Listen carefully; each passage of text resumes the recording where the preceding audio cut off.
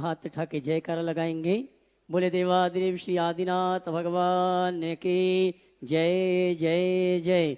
देवादेव श्री चिंतामणि पार्श्वनाथ भगवान की जय जय जय। देवादेव श्री महावीर भगवान की जय जय जय। संत शिरोमणि गुरुराचार्य श्री विद्यासागर जी महाराज की जय जय जय।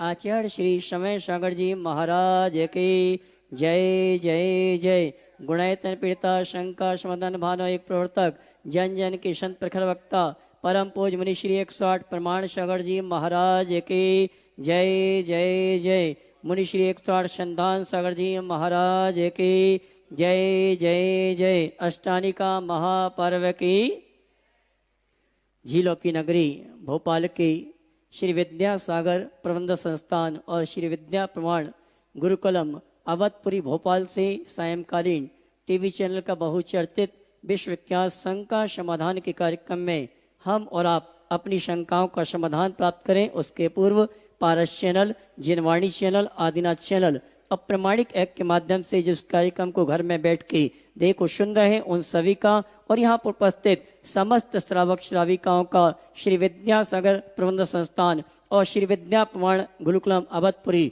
भोपाल हार्दिक अभिनंदन स्वागत करता है। आइए चलते हैं प्रतिदिन की भांति परम पूज मुनिवर के श्री चरण वंदन करते हुए आशीर्वाद प्राप्त करेंगे और निवेदन करेंगे। शंका समाधान के कार्यक्रम के लिए दोनों हाथ जोड़ लेंगे, बोलेंगे हे मुनिवर नमोस्तु नमोस्तु नमोस्तु। और आइए गुरुवर के आशीर्वाद से हम और आप अपनी शंकाओं का समाधान प्राप्त करें। उसके पूर्व जिन्होंने आज गुणायतन में निर्माण लायक रूप में जुड़ने का अवसर प्राप्त किया हमारे बीच उपस्थित है, मैं सम्मान सहित आमंत्रित करूंगा। वे आएंगे परम पूज मुनिवर के श्री चरण वंदन करते हुए गुरुवंदना का सौभाग्य प्राप्त करेंगे। श्रीमान विनोद जी, भावना जी, गर्व जी, वव्व जी, गामड़ी अहाड़ा डूंगरपुर राजस्थान हमारे बीच उपस्थित हैं। वे आए परम पूज मुनिवर के श्री चरण वंदन करते हुए आशीर्वाद प्राप्त करेंगे। और श्रीमान राकेश जी और महावीर जी आए सम्मान का कार्यक्रम संपन्न करेंगे और आप जोरदार ताली बजाकर का सम्मान करें। इसी क्रम में आज जिन्होंने प्रतीक चिन्ह देना, आज जिन्होंने श्री विद्या प्रमाण गुरुकुलम में जुड़ने का अवसर प्राप्त किया श्रीमान चंद्र प्रकाश जी उर्मिला जी नोएडा हमारी उपस्थित हैं, मैं सम्मान सहित आमंत्रित करूंगा। वे भी आए परम पूज गुणायतन के ट्रस्टी भी यहाँ पे हैं, मैं सम्मान सहित आमंत्रित करूंगा। आए परम पूज मुनिवर के श्री चरणों में नमन करते हुए आशीर्वाद प्राप्त करेंगे। आइए साहब, और इनके सम्मान के लिए मैं सुरेश जी IAS वे आए सम्माननीय श्रीमान चंद्र प्रकाश जी उर्मिला जी जो कि गुणायतन के ट्रस्टी हैं, NTPC दिल्ली में जो अपनी सेवाएं देकर निवृत्त हुए हैं और इन्होंने गुणायतन के लिए बहुत बड़ा सहयोग विगत 3 साल पहले किया था। जोरदार ताली बजाकर का सम्मान करें। और आइए बंधु, आगामी 7, 8 और 9 नवंबर को गुणायतन गौरव 2025 शिक्षा समाज साधना का संदेश देने वाला सुरेश जी सम्मान करेंगे। श्रीमान चंद्र प्रकाश जी उर्मिला जी का प्रतीक चिन्ह देकर मैं चाहूंगा आप जोरदार ताली बजाकर का सम्मान करें।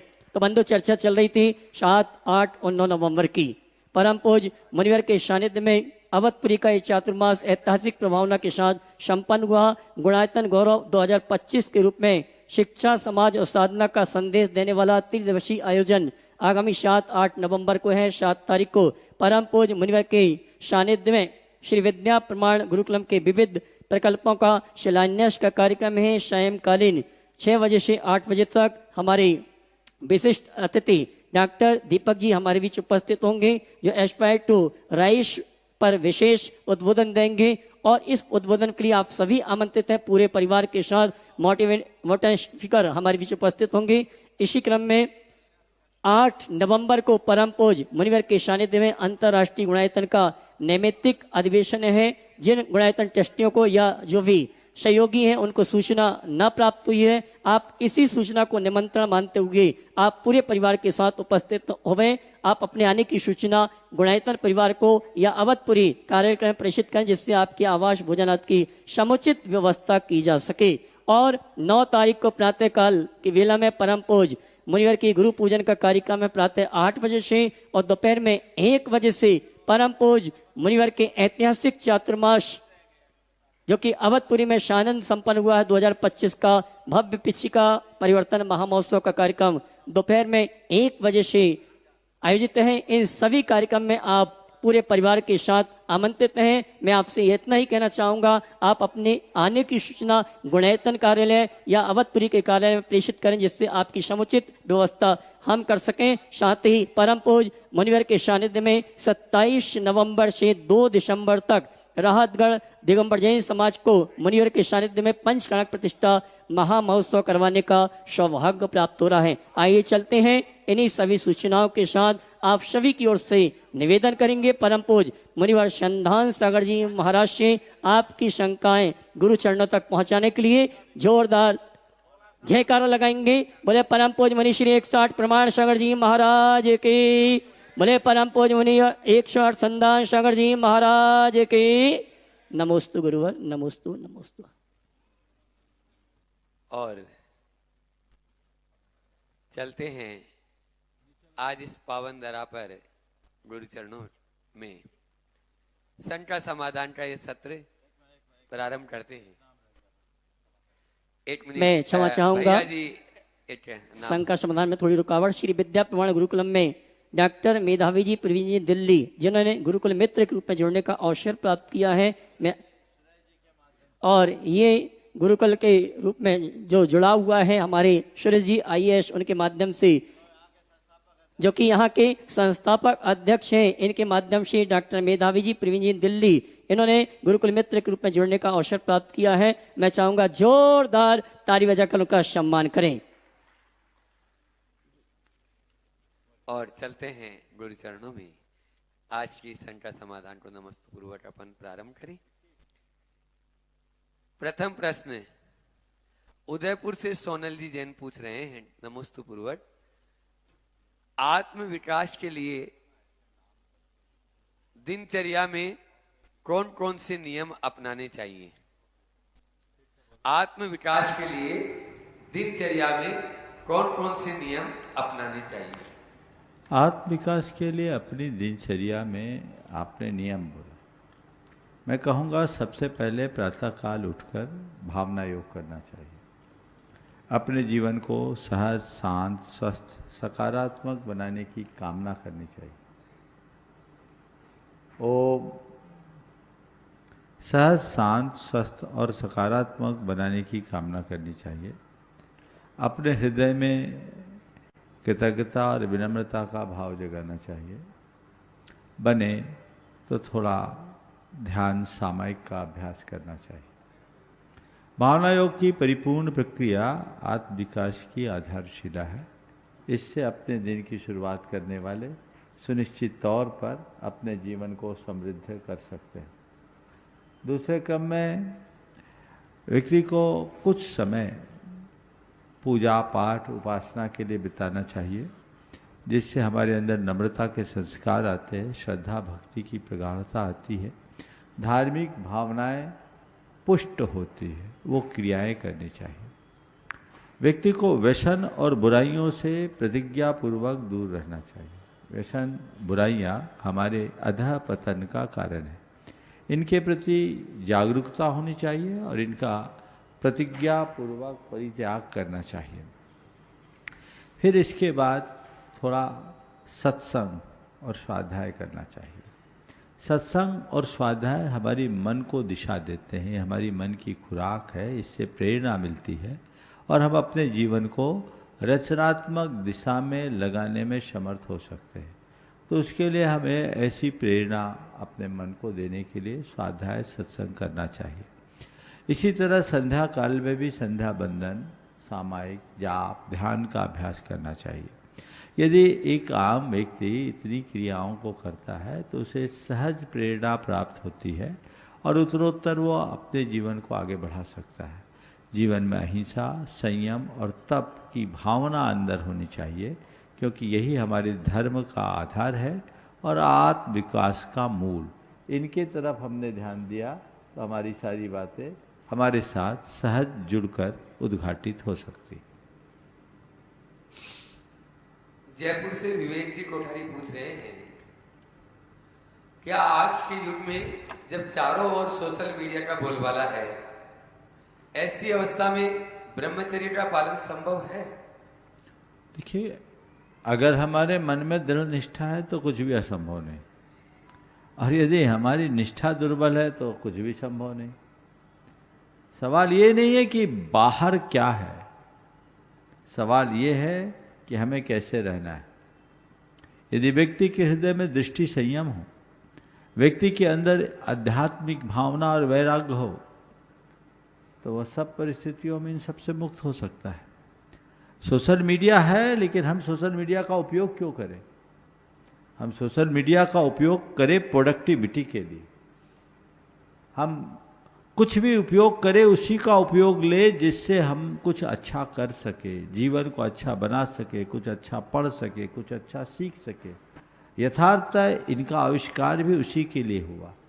ये बात अलग है कि आज लोग उसका दुरुपयोग कर रहे हैं और वो हमें एक प्रकार से निष्क्रिय बना रहे हैं, अकर्मण्यता की ओर धकेल रहे हैं। तो यदि हम थोड़ी सी समझ के साथ काम करते हैं तो देश काल की परिस्थितियां हमारे लिए कभी बाधक नहीं बनती।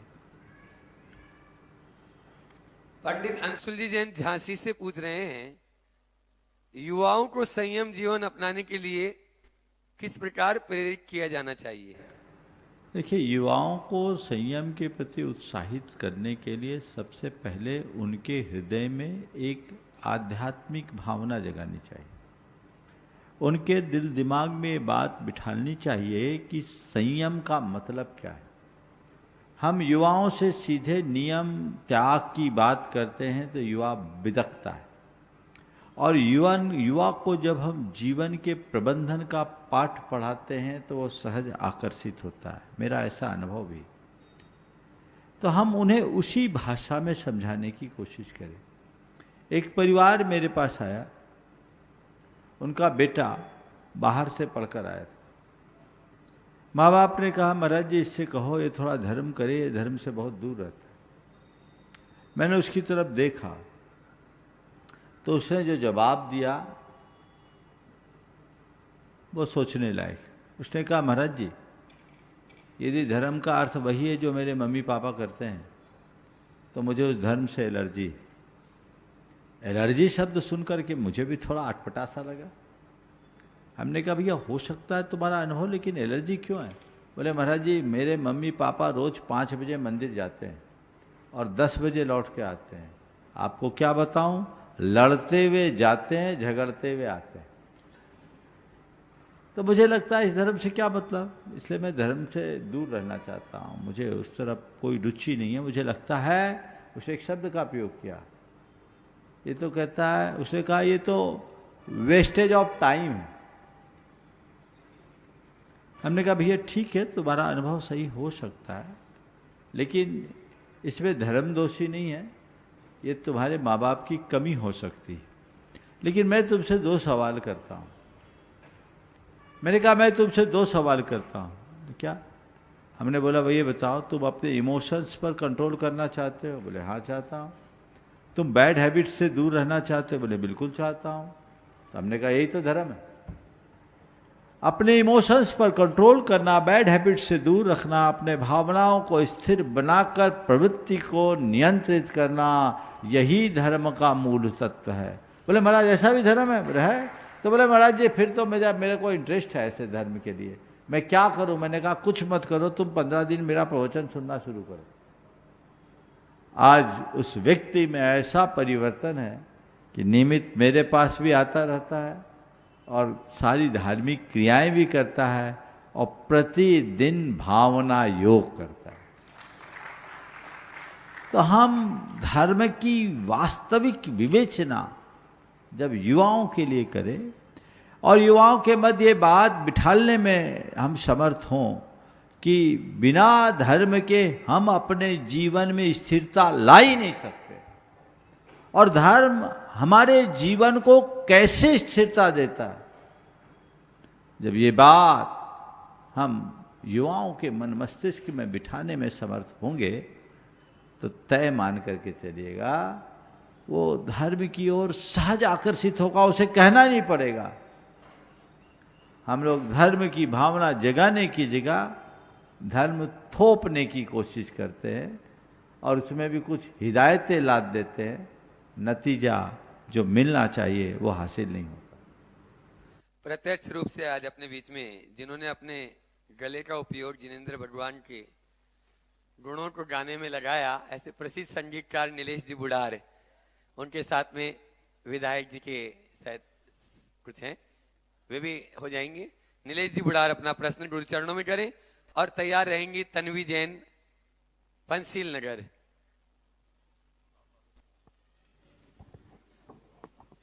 पूज्य श्री के चरणों में सकल दिगंबर जैन समाज बुढ़ार की ओर से सादर नमोस्तु नमोस्तु नमोस्तु। पूज्य श्री आपके पावन चरणों की रज बुढ़ार की पावन धरा पर पड़े और जो भव्य मंदिर निर्माण की योजना पूर्ण हुई है उसके लिए आशीर्वाद और आपकी सन्निधि भी सत्संग प्राप्त हो, ऐसी सकल दिगंबर जैन समाज बुढ़ार की भावना है। तुमसे ही ज्ञान का दीपक जला है, तुमसे ही मन का अंधेरा मिटा है,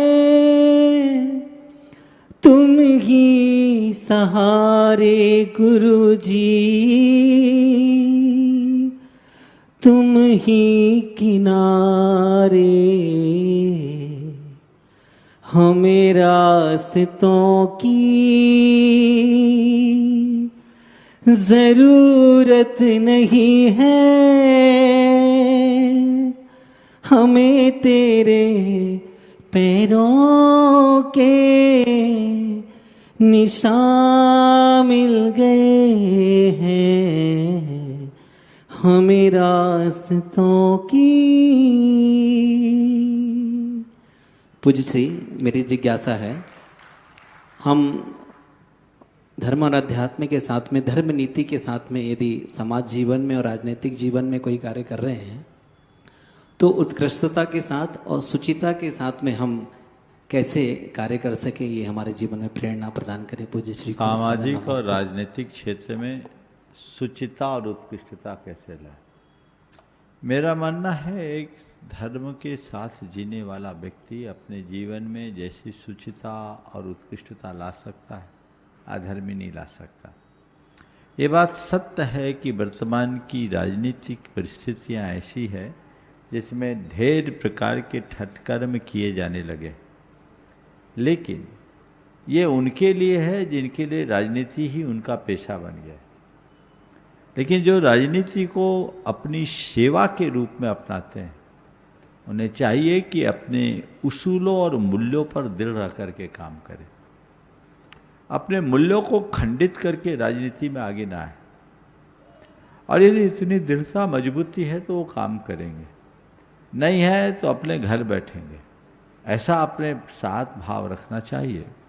राजनीतिक उपलब्धियों के लिए अगर हम अपने दामन को गंदा करते हैं तो लोक में हमें एक सफल व्यक्ति के रूप में स्थापित भले कर दे, पर हमारा जीवन फिसल जाता है, ऐसा मानकर चलना चाहिए।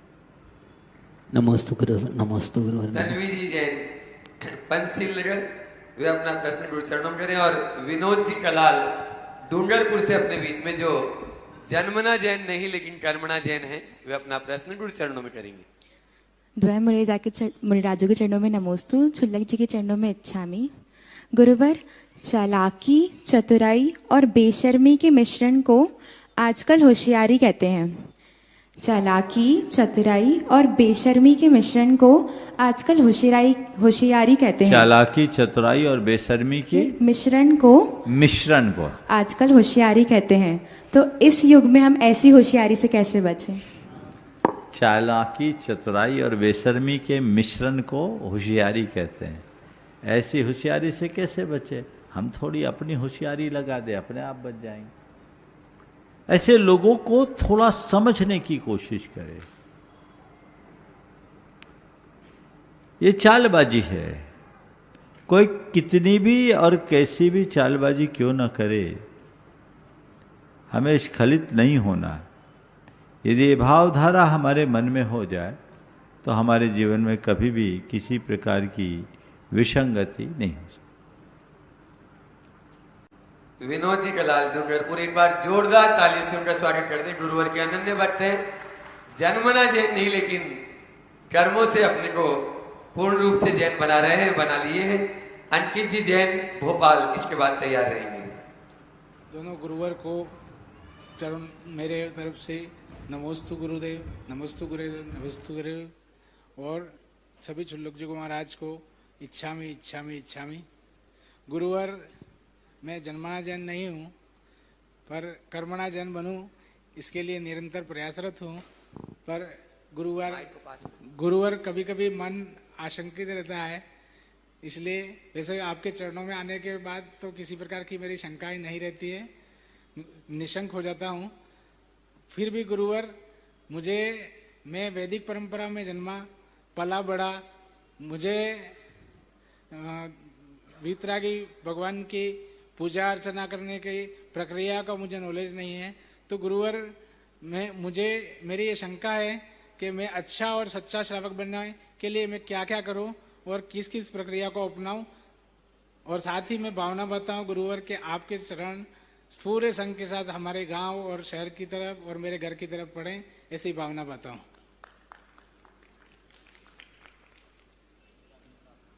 हाँ, जोरदार ताली बजा दीजिए बंधु। जैसा कि आप सभी जानते हैं, आज गुरु पूर्णिमा का महोत्सव और आज अष्टानिका का यह अंतिम कार्तिक अष्टानिका का अंतिम दिन है।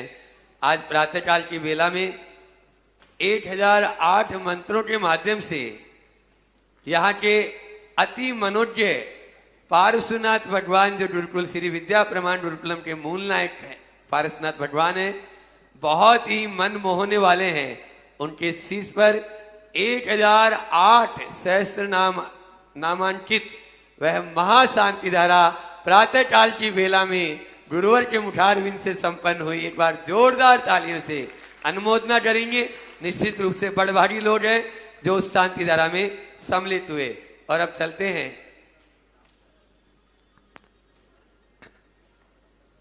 अभी 7, 8 और 9 ये 3 दिन का प्रोग्राम आपके सामने, आप इसका लाभ अवश्य लेंगे और अपने पुण्य को और बढ़ाएंगे। विनोद जी कलाल ने जो प्रश्न बोलिए एक बार फिर से रिपीट कर दीजिए। सवाल कर। गुरुवर, मैं ये सनातन परंपरा में पला और बड़ा, मुझे वितरक भगवान की पूजा अर्चना करने की पूरी प्रक्रिया मुझे नहीं आती गुरुवर। फिर भी मैं पूरी कोशिश करता हूँ कि एक अच्छा भक्त बनूं और मैं अच्छी से पूजा करूं। हे भगवान, मेरा मार्ग प्रस्तुत करें कि मैं एक अच्छा सच्चा और अच्छा श्रावक कैसे बनूं और मेरी साधना में मैं आगे कैसे बढ़ूं। बहुत अच्छा भाव आपका है। पहले तो मैं चाहूँगा इनका एक बार जोरदार अभिनंदन करें। ये पिछले लगभग 8-10 वर्षों से मेरे संपर्क में हैं और एक अच्छे श्रावक के रूप में आगे बढ़ रहे हैं। आप जैन धर्म की मूलभूत बातों को समझने की कोशिश करें, सीखिए और जितना जितना बने उतना कीजिए। सवाल क्रिया का नहीं, सवाल भावना का है। अगर हमारी भावना ऊंची होती है तो क्रियाओं की हीनता भी ठीक हो जाती है। हालांकि अब आपके अंदर इतनी समझ आ गई है तो उस समझ को ध्यान में रखते हुए आप वीतरागता को अपना जीवन आदर्श बना करके चले, जिससे अपने जीवन का पथ प्रशस्त हो। नमोस्तु गुरुवर, नमोस्तु गुरुवर, नमोस्तु। अंकित जी जैन भोपाल वे अपना प्रश्न गुरु चरणों में करें और उसके बाद में तैयार रहेंगे श्री विद्यासागर प्रबंध विज्ञान संस्थान के फाउंडर सुरेश जी जैन IAS।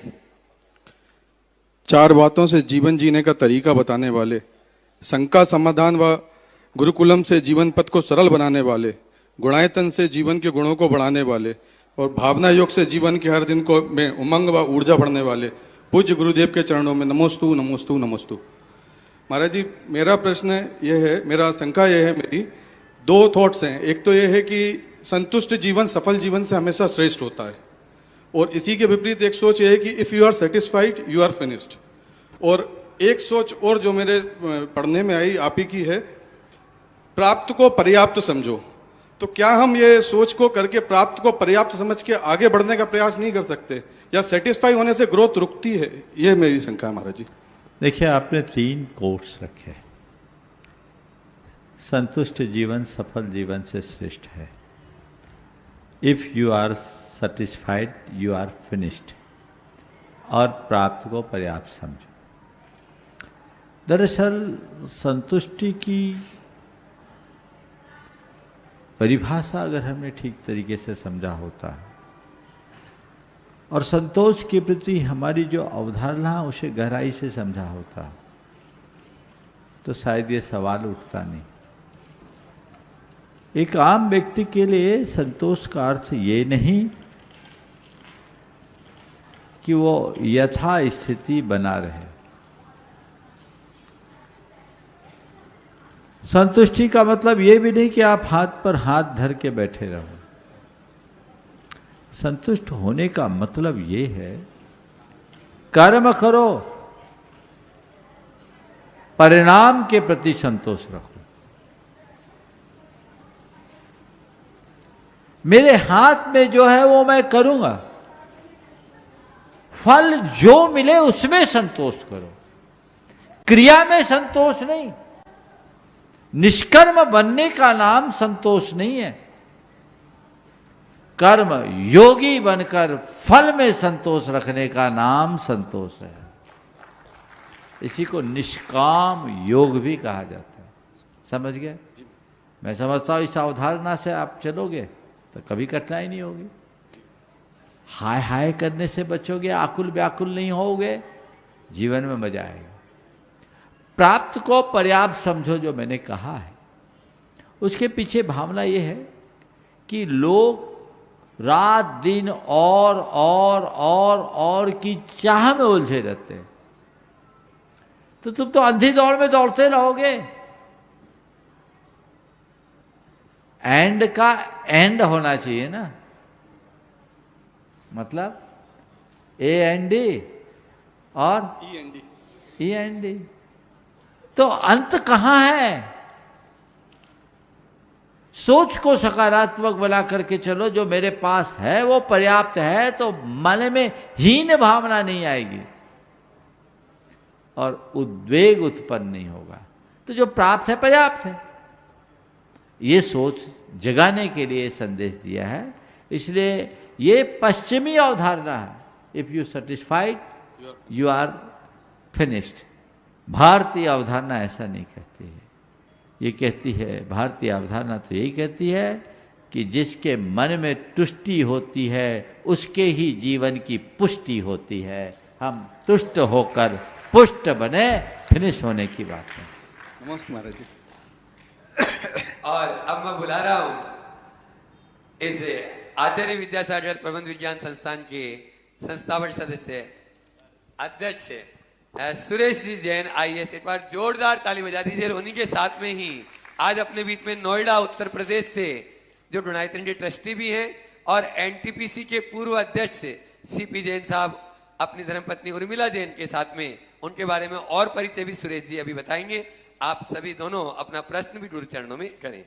परम पूज्य गुरुदेव, आज बड़ी प्रसन्नता है कि हमारे वरिष्ठ साथी और स्नेही गुणायतन के ट्रस्टी तथा NTPC national thermal power corporation of India हजारों करोड़ की बहुत बड़ी नेशनल लेवल की संस्था है, जो भारत के सभी राज्यों को सहयोग देकर बिजली के विस्तार में सहयोग देती है। इसके अध्यक्ष माननीय श्री CP जैन और भाभी जी उर्मिला जी मेरी बाजू में खड़े हुए हैं। आज सुबह गुरुदेव के आपने दर्शन किए। आपके संकेतानुसार उन्होंने विद्या प्रमाण गुरुकुलम का अवलोकन किया। इसके सफल संचालन से प्रभावित होकर आपने गुरुकुलम के लिए रुपये 1,21,000 राशि की घोषणा की है। हम उन्हें हार्दिक बधाई देते हैं। उनसे निवेदन करते हैं कि इसी प्रकार से गुरुकुलम को सदैव सहयोग प्रदान करते रहें। वे नियमित रूप से नैनागिरी तीर्थ के विकास में अपना सहयोग देते रहते हैं। इसके लिए हम नैनागिरी बोर्ड ऑफ ट्रस्टीज की ओर से उनके प्रति अपने कृतज्ञता व्यक्त करते हैं। गुरुदेव, शिखरजी में जहां गुणायतन लगभग बनकर पूरा हो रहा है, 20 साल पहले उसकी टोंकों पर बिजली गिर जाया करती थी, उससे टोंक का हिस्सा गिर जाता था। आपने ये इतने बड़े पद पर थे कि कोई भी असंभव कार्य कर सकते थे जो समाज नहीं कर पाती है। आपने आगे आकर के श्री आर के जैन जो समय अध्यक्ष थे जैन तीर्थ क्षेत्र कमेटी के, उनसे निवेदन किया बड़ी विनम्रता पूर्वक कि मैं यह काम कराना चाहता हूं। उन्होंने अनुमति दी और आपने अपने तरफ से पूरा व्यय उठाकर 25 टोंक के ऊपर जो बिजली को रोकने के लिए जो अरेस्टर लगता है, लाइटनिंग अरेस्टर, वो लगवाया। और लगवाया ही नहीं उसका 20-25 साल से हमेशा उसका मेंटेनेंस करते रहते हैं। जब कभी कोई खराब हो जाता है तो आपके इंजीनियर्स आके उसको ठीक करते हैं। और ये बहुत बड़ा काम जो समाज वर्षों से, सैकड़ों वर्षों से चाहती थी, अब पूरा हो सका है। गुरुदेव, आप जो राष्ट्रीय स्तर की पांच समितियां हैं, जैन तीर्थ क्षेत्र कमेटी, परिषद और ऐसी 5 जो समितियां हैं, उनकी एक समन्वय समिति गठित हुई थी। उसमें 5 साल तक आप अध्यक्ष रहे। आपने पूरे देश का भ्रमण किया, सभी साधुओं के पास गए, विद्यासागर जी के साथ, विद्यासागर जी के यहाँ तो मेरे ही साथ गए थे, और सभी साधुओं के यहाँ जा करके आपने उन समस्याओं का समाधान किया। हम पूरी समाज की ओर से, पूरे विद्यालय संस्थान परिवार की ओर से और आपको बहुत बहुत साधुवाद देते हैं और प्रार्थना करते हैं कि इसी प्रकार से समाज के असंभव कार्यों को संभव कराते रहें। गुरुदेव, आज से 1 माह पहले, 15 दिन पहले डॉक्टर मेधावी प्रवीण जैन नई दिल्ली से पधारे थे आपके दर्शन के लिए। आज उन्होंने दूरभाष पर 1,21,000 की दान राशि अपना गुरुकुलम को देने की घोषणा की है। उनको भी हम बधाई प्रेषित करते हैं। गुरुदेव, आपकी जानकारी में है कि सिंगापुर में विशाल जैन मंदिर का निर्माण किया जा रहा है। यहाँ से पास ही सीहोर में हमारे सहपाठी डॉक्टर भागचंद जैन हैं, वहाँ के कॉलेज के प्रिंसिपल रहे। उन्होंने अपने पुत्र के साथ मिलकर के एक बड़ी राशि इस मंदिर के लिए दान करने के संकेत दिए हैं। भूमि क्रय कर ली गई है और आपके आशीर्वाद से आपको पूरी जानकारी है, यह काम शीघ्र ही शुरू हो रहा है। तो हम आदरणीय सीपी जैन साहब को पुनः साधुवाद देते हैं, भाभी जी को प्रणाम करते हैं कि वो इसी प्रकार से हमारा सहयोग करते रहे। आप लोग जोरदार तालियों से एक बार स्वागत कर दें सीपी जैन साहब का। प्रश्न?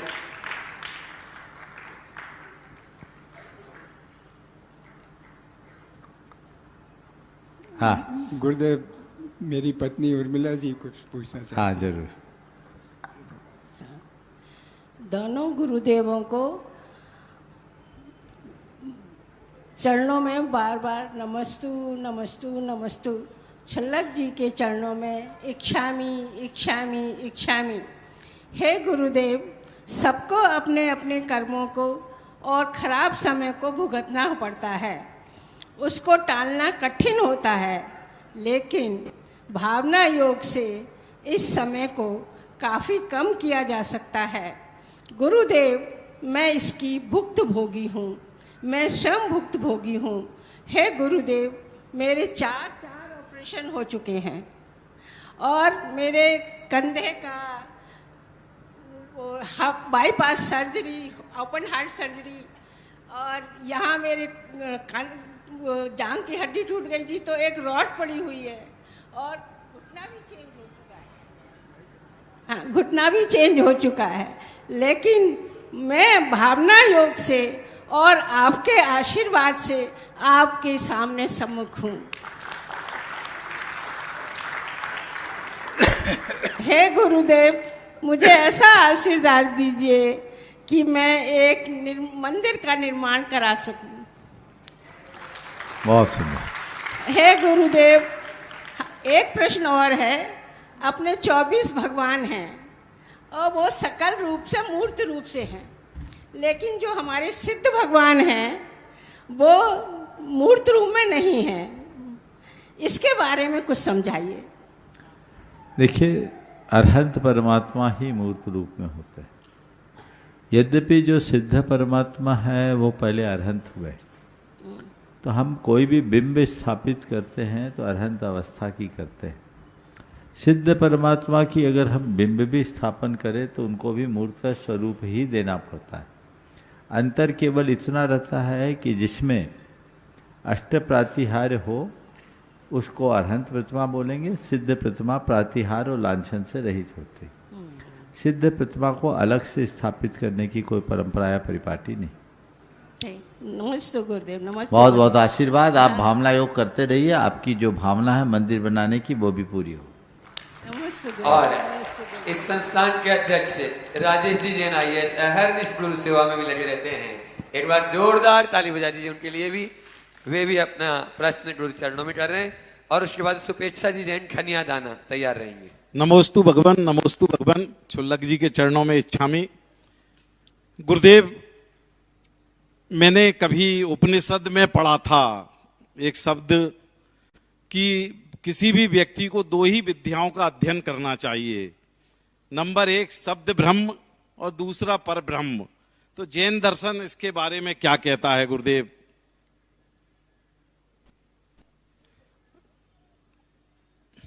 उपनिषद में गुरुदेव एक बार मैंने पढ़ा था कि किसी भी व्यक्ति को 2 ही विद्याओं का अध्ययन करना चाहिए, शब्द ब्रह्म और पर ब्रह्म। तो जैन दर्शन इस बारे में गुरुदेव क्या कहता है? देखिए, जैन दर्शन कहता है भ्रम निकाल दो तो ब्रह्म अपने आप आ जाए। सबसे ज्यादा जरूरत है भ्रम के निवारण। हमारे मन का जो मिथ्यात्व है वो भ्रम है। उस मिथ्यात्व रूप भ्रम को निकाले बिना, उसके निवारण के अभाव में शब्द ज्ञान कोरा ज्ञान होगा। न हम शब्द ब्रह्म को जान पाएंगे न परम ब्रह्म को जान पाएंगे।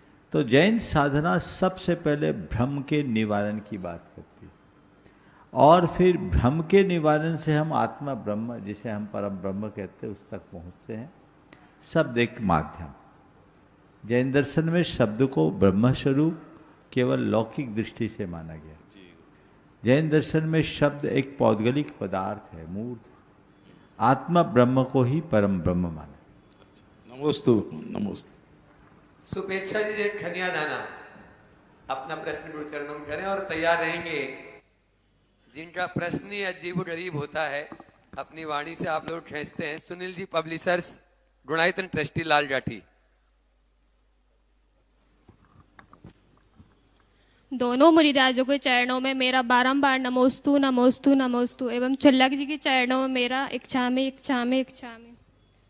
गुरुदेव, मेरा प्रश्न यह है कि आजकल देखा जा रहा है कि लोगों के जीवन में टेंशन एवं लोगों के जीवन में बढ़ते हुए तनाव एवं टेंशन और बाहर के खाने पीने के चक्कर में उनके हार्ट अटैक की बीमारी बच्चों से लेकर बड़ों तक बढ़ रही है। तो इस बीमारी को भावना योग के माध्यम से कम किया जा सकता है, और इस बीमारी में भावना योग का क्या प्रभाव पड़ेगा? देखिए, भावना योग से सभी बीमारियों को काफ़ी हद तक कम किया जा सकता है, नियंत्रित भी किया जा सकता है, बशर्ते भावना योग करें। लेकिन एक बात ध्यान रखना, भावना योग कोई चिकित्सा नहीं है, भावना योग साधना है। भावना योग करते हुए जब जरूरत हो तो चिकित्सा भी करें, और बीमार पड़ने के बाद भावना योग करेंगे, बीमारी में जल्दी रिकवरी होगी। पर स्वस्थ दशा में भावना योग करेंगे तो बीमारी ही नहीं आएगी। प्रयास ऐसा करें। नमोस्तु गुरुदेव। सुनील जी, पब्लिशर्स, लाल जाटी में अपना प्रश्न करें। और ब्रह्मचारी सुनीता दीदी बांसा, शिरोमणि संरक्षक बनाए तैयार है। मम आराध्य मम पूज्य परम पूज्य मुनि श्री प्रमाण सागर महाराज जी के चरणों में त्रेवा नमोस्तु। संधान सागर महाराज जी के चरणों में नमोस्तु। छुल्लक महाराज के चरणों में इच्छा भी। महाराज, जब तक बीज धरती के अंदर दबता नहीं तब तक अंकुरित होता नहीं। जब तक बीज धरती के अंदर दबता नहीं तब तक अंकुरित होता नहीं, और समय लेता नहीं तब तक फल देता नहीं। आज का दौर महाराज बड़ा अजब है। हर काम गजब करना चाहता है, क्योंकि इस हाथ से काम करता है और इस हाथ में इनाम चाहता है, इस हाथ में से कर्म करता है और इस हाथ से फल चाहता है। तुरंत ही चाहता है कि मुझे पद मिल जाए, प्रतिष्ठा मिल जाए, पैसा मिल जाए, प्रतिभा मिल जाए। समय नहीं देना चाहता, बस हर काम को तुरंत और तुरंत फल चाहता है महाराज। कैसे समझे महाराज इस विषय को? इसका उत्तर भी सब तुरंत चाहते हैं। है ना? आज का कल्चर आ गया इंस्टेंट, सब तुरंत फुरत। हमारे यहाँ एक बहुत पुरानी कहावत है, कारज धीरे होत है, काहे होत अधीर, समय पाए तरवर फले, केतों सींचो नीर। आज के समय में अगर सबसे ज़्यादा कमी हुई है तो मनुष्य की धीरज की। और मैं तो समझता हूँ वर्तमान तकनीकी दौर ने हमारे अंदर की अधीरता को और बढ़ा दिया है। ये बात सदैव ध्यान रखना चाहिए, धीरज में स्थिरता होती है और उसी में सही परिणाम निकलता है। अधीरता अस्थिरता और आकुलता की जननी है, हमारी क्षमताओं को भी कुंठित कर देती है। इसलिए हर व्यक्ति को धैर्य रखने का अभ्यास करना चाहिए और प्रयास करना चाहिए, पर परेशान नहीं होना चाहिए। यदि ये बातें अपना करके चले तो ये दुविधा दूर हो सकती है। महाराज जी एक छोटी सी आधे मिनट की बात है। सन 1995 में आप कोए फिजा में थे, तब मैं आपको आहार देने आया था और आपने कहा था कि रात्रि भोजन छोड़ो। तो मैंने कहा था नहीं महाराज मुझे जाना पड़ता है, रात्रि भोजन छोड़ो, के लिए बाहर कर लेना। आज आपने एक उत्तर दिया उससे पहले, ये मेरे बात में उस वक्त दिमाग आई, तब आपने मुझसे कहा था कि तुम लोग नहीं संभालोगे धर्म को तो कौन संभालेगा, इसलिए तुमको रात्रि भोजन छोड़ना ही पड़ेगा। तो महाराज उस दिन 1995 में रात्रि भोजन छोड़ा और आज तक आपने कहा बाहर कर लेना, मैंने कहा बाहर क्या अब अंदर क्या, छोड़ा तो छोड़ा। उस दिन की बात आज याद आई महाराज। नमस्ते महाराज। और अपने बीच में गुणायतन की शिरोमणि संरक्षक ब्रह्मचारी सुनीता दीदी मासा वे अपना प्रश्न गुरु चरणों में कर रही हैं और तैयार रहेंगे चंद्रकला जी पाटनी रांची।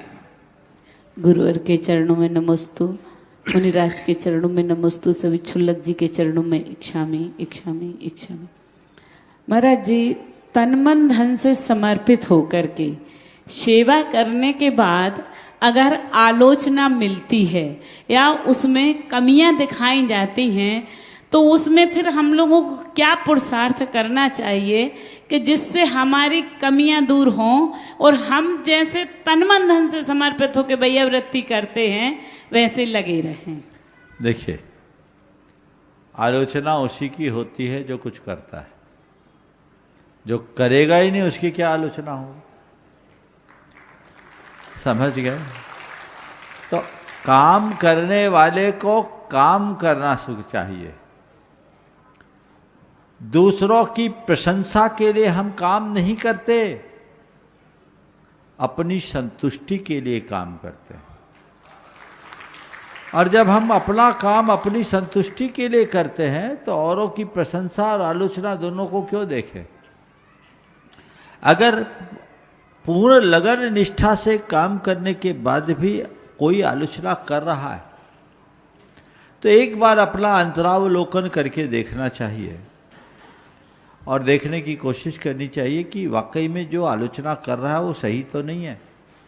यदि सही है तो उसमें सुधार करना चाहिए ताकि हम और बेहतर हो जाएं, और उनकी आलोचना निराधार है तो उसे नज़रअंदाज कर देना चाहिए। हमें क्या ज़रूरत है, जो हमने कुछ किया ही नहीं आलोचना कर रहा है करे, हमें उससे कोई लेना देना नहीं।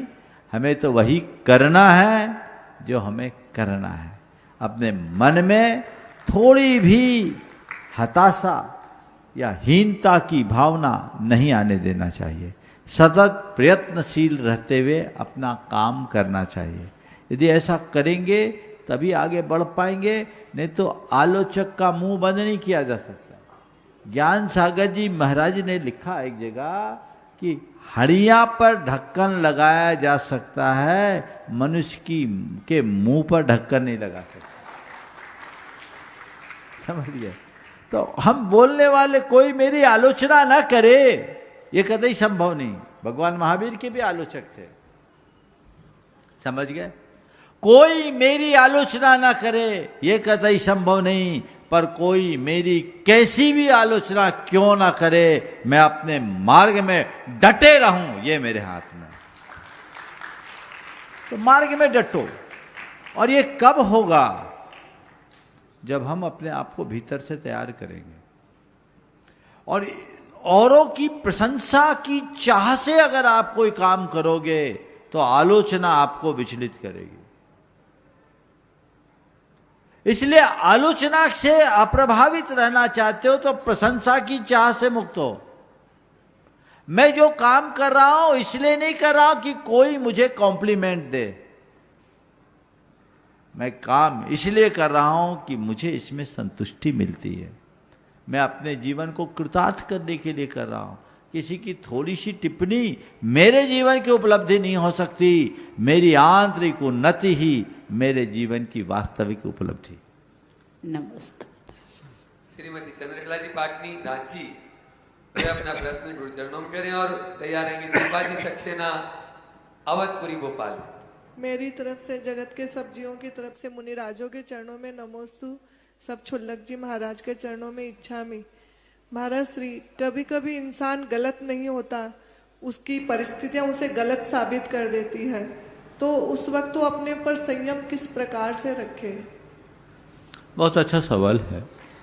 इंसान गलत नहीं होता, उसकी परिस्थितियां उसे गलत साबित कर देती। आपके प्रश्न को मैं दो दिशा में ले जाता हूं। पहला, यदि हमें कोई गलत समझ रहा है, हमारी परिस्थिति के कारण कोई हमें गलत समझ रहा है, तो हम अपना नजरिया कैसे रखें? या किसी व्यक्ति विशेष को कोई गलत समझ रहे जबकि वो गलत नहीं है, परिस्थितियों के कारण उसे गलत साबित किया जा रहा है, तो उसके प्रति अपना दृष्टिकोण कैसा रखें? हम शुरुआत स्वयं से करना चाहेंगे। यदि हम गलत नहीं हैं और परिस्थितियों के कारण लोग हमें गलत समझ रहे हैं या गलत साबित कर रहे हैं, तो उस समय हमें दो काम करना चाहिए। पहला कि ये अभी मेरा समय गलत है, मुझे मौन रहना है, कोई प्रतिक्रिया नहीं करनी। पहला काम, प्रतिक्रिया मुक्त हो जाओ।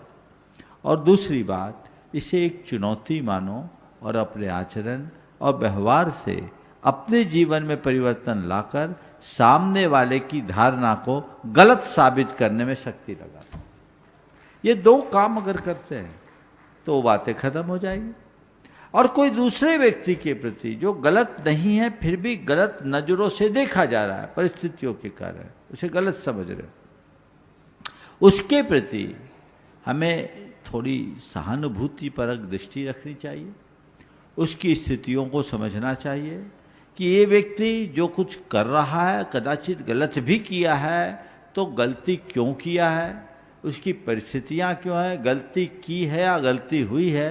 हम उसके प्रति संवेदना रखें, सहानुभूति रखें और उसके स्थितिकरण का प्रयत्न करें।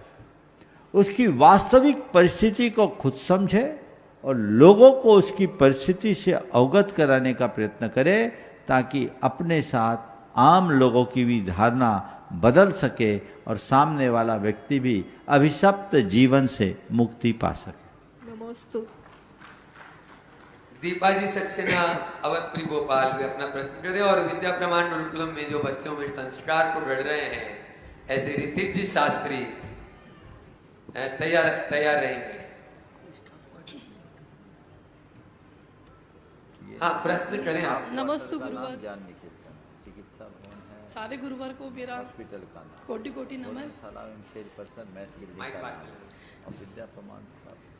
नमस्ते गुरुवर, सारे गुरुवर को मेरा कोटि कोटि नमन। सौभाग्य हमारा कि गुरुवर अवधपुरी भोपाल में आए और हमें दर्शन का बहुत बड़ा सौभाग्य मिला और आशीर्वाद चाहती हूँ गुरुजी, आपका जीवन भर हमारा मुझ पर या मेरे परिवार पर आशीर्वाद बना रहे।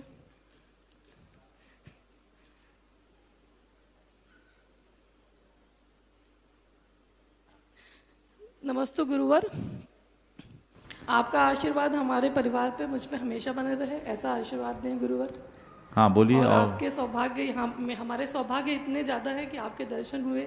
बहुत बहुत आशीर्वाद। चलिए गुरुवर, मैं एक और पूछना चाहती थी आपसे कि जैसे हमारा मन बहुत ही चंचल रहता है, जैसे आपने अभी कहा कि हमें अडिग रहना चाहिए अपने कार्यों पे, मगर फिर भी हमारा मन तो चंचल होता ही रहता है, तो ऐसा उपाय बताएं, दृढ़ निश्चय रहे हम कि जो काम हमें करना है वो पूरा कर ले। बहुत अच्छा। आपका सवाल ये है कि हम अपने मन में स्थिरता या दृढ़ता कैसे लाएं। जी।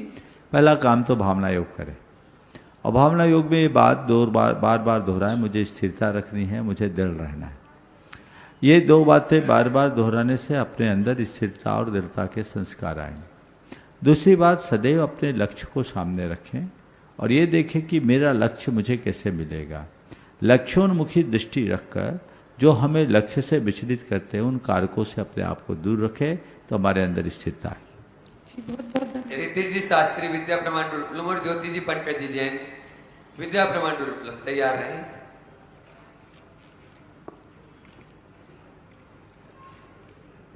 जल्दी करें, समय कम है। पूज्य मुनिद्वय के चरणों में नमोस्तु, क्षुल्लक श्री के चरणों में इच्छामि। गुरुदेव, हम देखते हैं कि जब विपत्ति आती है तो ऐसे में लोग धर्म और भगवान को दोष देते हैं, लेकिन जब वही सुख में अपनी पीठ थपथपाते हैं, अपनी तारीफ करते हैं, तो गुरुदेव ऐसे लोगों की जो सोच होती है, ऐसे सोच के व्यक्ति अंत में फिर से बोलो भाई। नमोस्तु महाराज श्री। महाराज श्री, जब लोगों के जीवन में दुख आता है, संकट आता है, तो ऐसे में वह व्यक्ति धर्म और भगवान को दोष देते हैं, लेकिन वही व्यक्ति सुख में अपनी पीठ थपथपाते हैं, तो ऐसे में महाराज श्री ऐसे सोच के व्यक्ति अंत में कहाँ तक जीते हैं? ऐसे लोगों के साथ भगवान भी साथ नहीं देते। एक बार एक व्यक्ति बड़े संकट में था, हे भगवान मुझे बचाओ, आपने इतना दुख क्यों दिया, क्यों दिया, क्यों दिया। भगवान आए सामने और उसको देखते रहे। बोले भगवान आप सुन क्यों नहीं रहे? बोले बेटा मैं क्या सुनूं, तेरे जैसे तकनीकी क्या सुनूं। जब तू अच्छा करता है तो कहता मैंने किया, और जब तेरे साथ बुरा होता तो तू सब दोष मुझ पर मर देता है। तो पाप मुझे और श्रेय तुझे, ये कैसे चलेगा? अगर तुझे ये लगता है कि सब तू करता है तो अच्छा तू किया तो बुरा भी तू किया, और तुझे लगता है मैं किया तो अच्छा भी मैं और बुरा भी मैं, ये दृष्टि ला तो काम बनेगा। तो उल्टी दृष्टि रखेगा तो उल्टा ही बने रहेगा। अपनी दृष्टि को सीधी बना। ज्योति पंकज जी जैन अहरनिश गुरु सेवा में भी और श्री विद्या प्रमाण गुरुकुलम में भी वे अपना प्रश्न गुरु चरणों करें, और एक छात्र ले लेंगे यदि समय रहा तो सार्थक जैन कटनी श्री विद्या प्रमाण गुरुकुलम। दोनों महाराज श्री के चरणों में नमोस्तु नमोस्तु नमोस्तु, और क्षुल्लक जी के चरणों में इच्छामि इच्छामि इच्छामि। महाराज जी, मेरा प्रश्न है, ममता और आस्था में क्या अंतर होता है? दोनों चीज़ें अलग अलग है। ममता किसी के प्रति भी हो सकती है, आस्था अपने इष्ट आराध्य के प्रति है। इसलिए आस्था हमारे प्रगति का आधार है, ममता पतन का कारण। ममता मोह की पर्याय है और आस्था श्रद्धा की अभिव्यक्ति। इसलिए हम आस्थावान बने और ममत्व मुक्त जीवन जीने का अभ्यास करें। बंधुओं, कल के बाद परसों का दिन भोपाल शहर के इतिहास में एक नई इबारत लिखने का दिन। यहाँ गुरुकुलम का शुभारंभ हो गया, लेकिन अब इस गुरुकुलम की भावी योजनाओं का क्रियान्वयन परसों के दिन से यहाँ शुरू होगा, और वह अपने आप में एक अद्भुत रचना होने जा रही है। जो गुरुकुलम का स्वरूप बन रहा है वो अभूतपूर्व है। आने वाले दिनों में इस गुरुकुलम के नाम से भोपाल की पहचान होगी। आप सब उस कार्यक्रम में सहभागी बन रहे हैं और बनने की भावना बनाइए, जरूर लाभ लीजिए। और उसी दिन शाम के समय प्रातःकाल गुरुकुलम का शिलान्यास मुहूर्त पर होगा। 8 बजे से 10 बजे के बीच का पूरा कार्यक्रम चलेगा। आप लोगों को 8 बजे के पूर्व से आना है और 10 बजे तक ये कार्यक्रम चलेगा, उसमें अपनी सहभागिता देनी है। और मध्याह्न में डॉक्टर दीपक जैन, जो कैलाग यूनिवर्सिटी के डीन रहे और न जाने कितने यूनिवर्सिटीज़ के डीन रहे, जिन्हें गुरुकुलम और गुणायतन का भी मानद कुलपति मनोनीत किया गया है, वो आएंगे और उनका एक विशेष प्रेरणात्मक कार्यशाला होगी, वर्कशॉप होगा, एस्पायर टू राइज, खासकर यूथ्स के लिए, उनके अभिभावकों के लिए। आप उस कार्यक्रम में स्वतः है, और जो नहीं आ पाए वे ऑनलाइन जरूर अपने बच्चों के साथ सुने। दीपक जैन हमारे विश्व की एक महान विभूति है हमारे समाज की, उनका यहाँ आना ही एक बहुत बड़ी बात है, आप उनका जरूर लाभ दें। इसके साथ ही 8 तारीख को गुणायतन का अंतर्राष्ट्रीय महाअधिवेशन, जिसमें गुणायतन परिवार अपने नए संकल्पों को लेकर अपनी योजनाओं को मूर्त रूप देने का बीड़ा उठाएगा, और 9 तारीख को पिछी परिवर्तन का कार्यक्रम है। आप सभी इन समस्त कार्यक्रमों में समय पर उपस्थित होकर के लाभान्वित हो, इस भाव के साथ यहीं पर विराम। बोलिए अहिंसा परमो धर्म की।